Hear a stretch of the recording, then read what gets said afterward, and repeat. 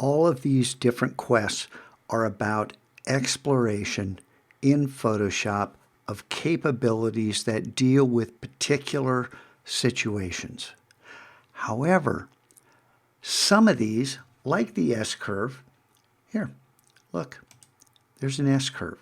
We'll double click on this in order to see it. It's an adjustment layer. So instead of opening up a new window, it just shows you the S-curve. And once again, we're just pulling down on the point in the dark, pulling up on the point in the light, and you get this very slight S. And before and after, you see what's going on. Now there's another way to intensify contrast, which is what an S-curve does.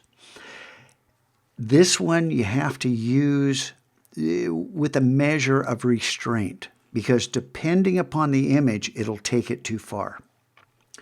All I did was merge everything visible onto a new layer. Shift Option Command N-E, so that you have everything merged. Then change the blend mode to multiply. And let's turn this on so we can see these settings, and lower the opacity to 55. Because when it's normal and 100%, whoops, there we go. That is completely bizarre. This is what you see. And all it is just the exact same thing that's below it. But as soon as you change this blend mode to multiply, and notice as you go through these, some drastic things happen, and many of them not good at all. That's too much. I've got the Move tool selected. I tap 5.5. That's where I stopped. There's 80%, there's 20%, 60%, 55. And all I'm doing is tapping the numbers on the number pad off on the right-hand side of the keyboard. Again, is it perfect? Is this the ultimate solution? No. But we're learning about Photoshop. We're starting to pull in different strategies we can apply to all kinds of different projects. You have to begin to learn to think in Photoshop. That's the most important thing, because until you can start to feel what the program can do, you're kind of fumbling in the dark. This takes time. We're starting week 15 of 38. We got lots of time. Let's make the most of it.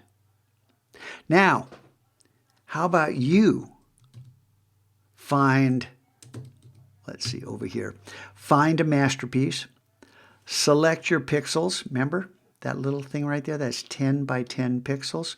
You find a small version of the image, not a big one. You want a small one.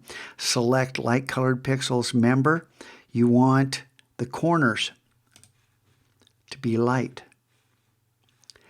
And if you do happen to pull out dark pixels, well, you can take it into Camera Raw.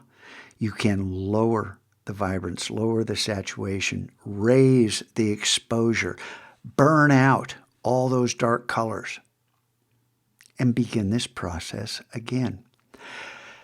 You can mix and match these strategies. You can combine things in different ways. There are an infinite number of ways you can begin to work. But there's infinity times infinity ways you can turn this into visual noise. Just know when that happens, click, delete, back off, try it again. It's easy. And hopefully kind of fun.